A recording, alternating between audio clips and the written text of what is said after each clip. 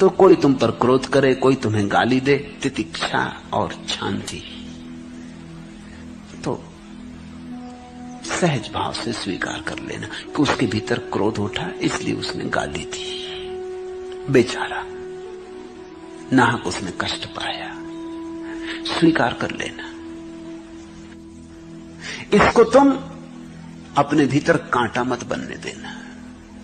ऐसा धैर्य, ऐसी शांति और ऐसी तितिक्षा बुद्ध निर्वाण को परम कहते हैं। बुद्ध कहते हैं होने योग्य तो एक ही चीज है, निर्वाण। बाकी जो होता है उसको तो स्वीकार कर लेना। किसी ने गाली दी, किसी ने प्रशंसा की, किसी ने कहा आप बड़े सुंदर, किसी ने कहा बड़े कुरूप, ये सब कुछ होने जैसा नहीं, इसका कोई मूल्य भी नहीं है। इसको चुपचाप स्वीकार कर लेना कि ठीक, जैसी आपकी मर्जी, भले लगते भले, बुरे लगते बुरे।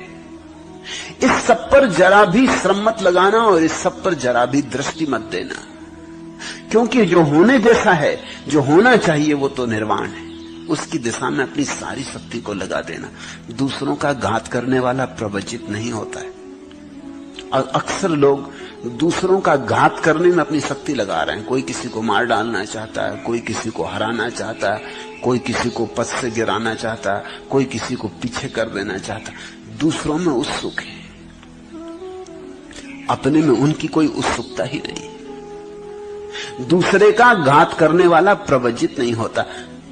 प्रवज्या का अर्थ है सन्यास। सन्यासी वही है जो कहता है मैं अपने निर्वाण की खोज कर रहा हूं, मेरे निर्वाण का किसी दूसरे से कोई लेना देना नहीं, कोई प्रतिस्पर्धा नहीं। तुम जिस पद पर हो मजे से रहो, तुम्हारे पास जो है तुम मजे से भोगो, तुम जैसे हो ठीक, ये तुम जानो, इसमें मेरा कुछ लेना देना नहीं। सन्यासी का अर्थ है जिसकी दूसरे से प्रतिस्पर्धा नहीं, जो किसी तरह की ईर्षा में नहीं है। लेकिन अक्सर हमारी हालतें उल्टी हैं। हम दूसरे को मिटाने में अगर खुद भी मिट जाएं तो कोई फिक्र नहीं। मैंने सुना है एक आदमी ने बड़े दिन भक्ति की, परमात्मा प्रसन्न हुए और उन्होंने कहा मांग ले। क्या मांगता, लेकिन एक बात ख्याल रखना, जो तुझे मिलेगा तेरे पड़ोसियों को दुगना मिलेगा। उस आदमी की छाती बैठ गई। उसने कहा ये भी कोई वरदान हुआ? अरे अभिशाप कहो इसको, तो फिर मैं मांगूंगा कैसे? भगवान ने कहा वो तू जान, लेकिन इतनी तेरी क्षमता होनी ही चाहिए तो ही तू धार्मिक है, अन्यथा धार्मिक ही नहीं। ये मेरा वरदान कि जो तू मांगेगा मिलेगा तुझे दुगना पड़ोसी को। उसने किसी वकील से सलाह ली होगी कि करना क्या, इसमें से निकलना कैसे बाहर। वकील ने कहा इसमें क्या रखा? अरे ये तो बाएं हाथ का खेल है, तू ऐसा कर, पहले देख तो कि होता भी कि नहीं। तो मांग कि 7 मंजिल मकान बन जाए। मांगा, बन गया उसका 7 मंजिल, लेकिन दोनों तरफ 14-14 मंजिल मकान पड़ोसियों के खड़े हो गए। पूरा गांव 14 मंजिल का हो गया, एक वही गरीब रह गया 7 मंजिल का। वकील ने कहा ठीक, अब मांग कि हर मेरे घर के सामने एक कुआं खुद जाए, बड़ा कुआं। उसके घर के सामने एक कुआं खुद गया, पड़ोसियों के घर के सामने 2-2 कुएं खुद गए। उसने कहा मांग कि मेरी एक आंख फूट जाए। उसकी एक आंख फूट गई, पड़ोसियों की दोनों आंख फूट गई। वकील बड़ा होशियार रहा होगा, सुप्रीम कोर्ट का वकील रहा होगा। बेचारे पड़ोसी अब गिरने लगे कुएं में, क्योंकि 2-2 कुएं सामने और दोनों आंखें फूट गई, और 14-14 मंजिल के मकान। कोई मंजिल से गिर पड़ा, कोई सीढ़ियों से गिर पड़ा। लिफ्ट उस समय थी नहीं, और लिफ्ट भी होती तो क्या सार था, क्योंकि लिफ्ट चलाने वाले भी अंधे हो जाते। एक अकेला वही बचा, एक आंख वाला, उसकी प्रसन्नता का अंत नहीं। वो सम्राट की तरह घूमने लगा गांव में। एक वही था जो देख सकता था, हालांकि आधी देख सकता था अब, लेकिन उसका दुख नहीं था कि कनवा हो गया, एक आंख का हो गया। मजा ये था कि सबकी गई। ख्याल रखना, ऐसा व्यक्ति सन्यासी नहीं हो सकता।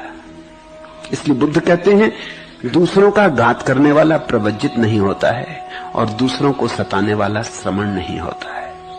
ये 2 बातें छोड़ देना तो तुम सन्यासी होते हो।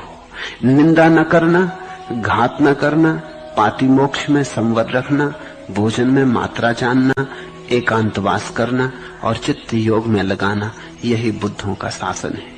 अनुपवादो अनुपघातो पाति मोक्षे चा संवरो मत्तुंजता चा भक्तंसिम पत्तंच सैनाशयम अधिचित्ते चा आयोगो एतम बुद्धान शासनम। निंदा न करना, क्योंकि निंदा का अर्थ है तुम अभी दूसरे में उत्सुक हो, दूसरे को छोटा करने में उत्सुक हो।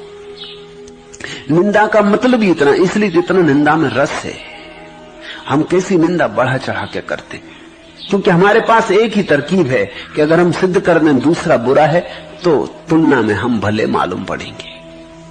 हम सिद्ध कर दें कि सब चोर हैं तो तुलना में हम साधु मालूम पड़ेंगे। इसलिए हम निंदा में इतना रस लेते हैं। निंदा का एक ही प्रयोजन है, दूसरों की बुराई इतनी फैला बढ़ा के करना कि धीरे धीरे तुम भले मालूम होने लगो। यही दूसरे तुम्हारे साथ कर रहे हैं, तो एक निंदा का व्यवसाय चलता पूरे समाज में। निंदा न करना, क्योंकि संन्यास्त प्रवर्जित भिक्षु जो हो गया, अब उसकी आकांक्षा अपने को उठाने की है, दूसरे को गिराने की नहीं है। घात न करना, किसी को हानि न पहुंचाना, क्योंकि जितनी ऊर्जा दूसरे को घात करने में लगेगी उतनी ऊर्जा तो ध्यान बन जाती, परम संपदा बन जाती, निर्वाण बन जाती। पातिमोक्ष में संवर रखना। पातिमोक्ष का अर्थ होता है बुद्ध ने जो कहा है, बुद्ध अर्थात जागे हुए पुरुषों ने जो कहा है उसको मानना, उसको स्वीकारना, क्योंकि बहुत बातें ऐसी भी उन्होंने कही हैं जो तुम्हें आज समझ में शायद ना भी आए, प्रयोग से समझ में आए, अनुभव से समझ में आए।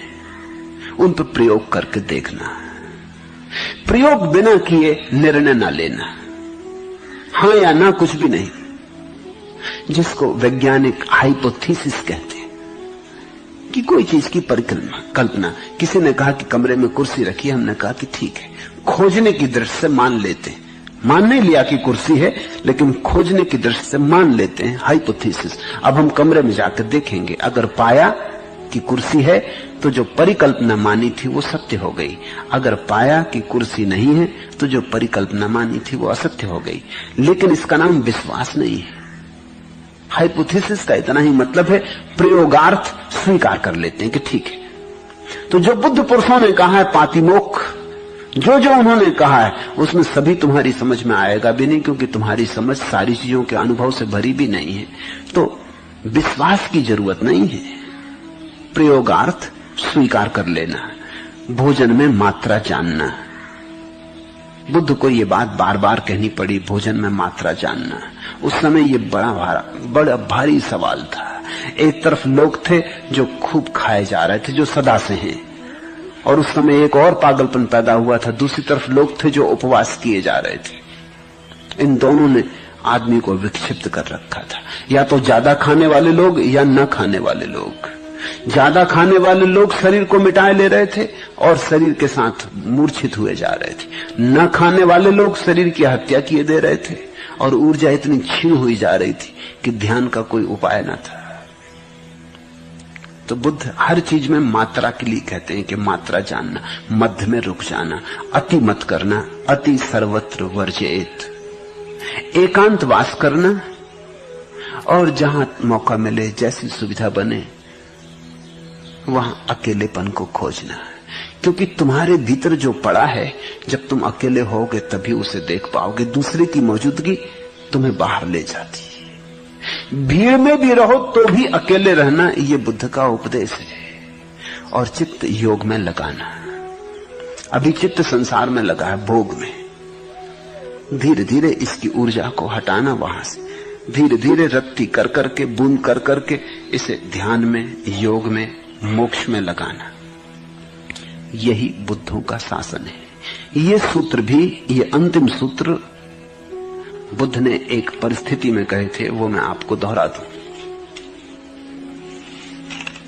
जंगल में बुद्ध बैठे हैं ध्यान करने, और एक सर्पराज, सर्पों का राजा फन फैला के खड़ा हो गया।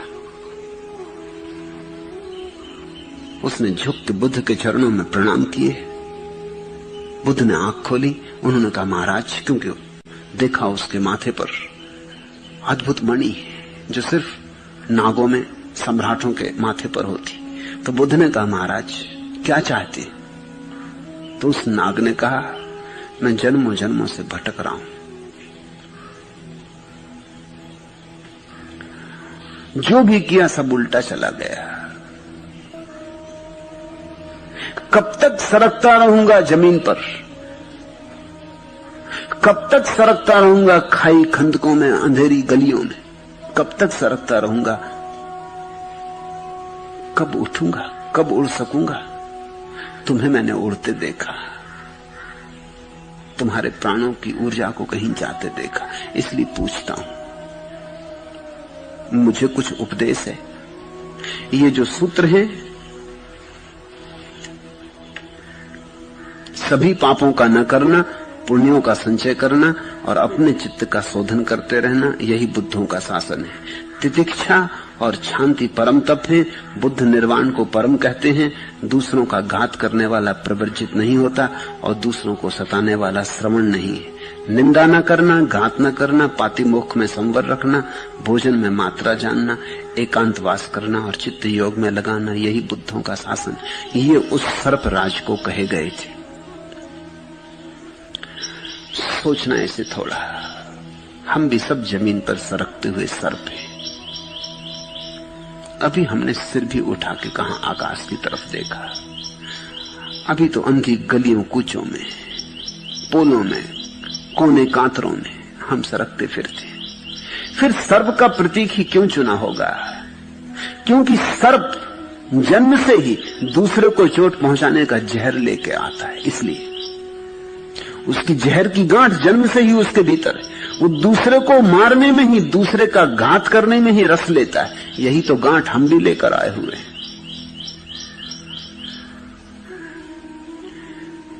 ये प्रतीक प्यारा है और सर्प का प्रतीक सारे धर्मों ने चुना है। उसमें कुछ कारण है। ईसाई कहते हैं कि सर्प ने भटकाया आदमी को, ईव को समझाया कि खा ले ये फल जो भगवान ने वर्जित किया है। ईव को फुसलाया सर्प ने। बुद्ध की इस कथा में सर्प कहता है कि कब तक मैं सरकता रहूंगा जमीन पर। हिंदू कहते हैं कुंडलनी जो ऊर्जा है मनुष्य के भीतर, वो सर्पाकार है। वो सर्प जैसी जब उठती है फन उठा के, तो उसका फन जब चोट करता है सहस्त्रार में, तो सारे कमल खिल जाते। सर्प का प्रतीक आदमी के बहुत करीब है। उसमें कई खूबियां हैं। पहली बात उसकी खूबी है कि सर्प बहुत चालाक। उस चालाकी के कारण ईसाइयों ने उसका प्रतीक बनाया कि उसने स्त्री को भरमाया, ईव को समझाया और अदम को ईश्वर के बगावत में जाने का प्रोत्साहन दिया। सर्प बड़ा शैतान, क्योंकि बड़ा चालाक प्राणी है, बड़ा चालबाज, भरोसे का नहीं। उस प्रतीक का उपयोग किया। बुद्ध की इस कथा में सर्प का प्रयोग हो रहा है इस अर्थ में कि सबकी दशा ऐसी है कि हम जन्म से ही जहर की ग्रंथि लेके पैदा हुए, दूसरे को चोट पहुंचाने में ही समाप्त हुए जा रहे हैं। दूसरे को मार डालने में ही हमने अपना जीवन समझा है। इसलिए लेकिन एक दिन सर्प भी थक जाता है। तुम कब थकोगे? एक दिन सर्प भी बुद्ध से पूछता है कि मैं कब तक ऐसे ही सरकता रहूंगा, तुम कब पूछोगे? इसलिए प्रतीक चुना। हिंदुओं ने प्रतीक चुना है कि सर्प जब खड़ा हो जाता, तो सर्प की बड़ी खूबियां हैं। उसमें हड्डी होती नहीं, उसके पास हड्डी बिल्कुल नहीं, लेकिन सर्प खड़ा हो जाता बिना हड्डी के। होना नहीं चाहिए वैज्ञानिक ढंग से, लेकिन सर्प पूंछ के बल खड़ा हो जाता है फन उठा के, और उसके पास कोई हड्डी नहीं है। तो चमत्कार है। ऐसा ही चमत्कार मनुष्य के भीतर घटता है कि जो ऊर्जा काम ग्रंथ में पड़ी है, बिना किसी सहारे के, बेसहारे, बिना माध्यम के खड़ी हो जाती, सर्प जैसी। फन जाके चोट करता ऊपर और आखिरी केंद्र खुल जाता। इसलिए हिंदुओं ने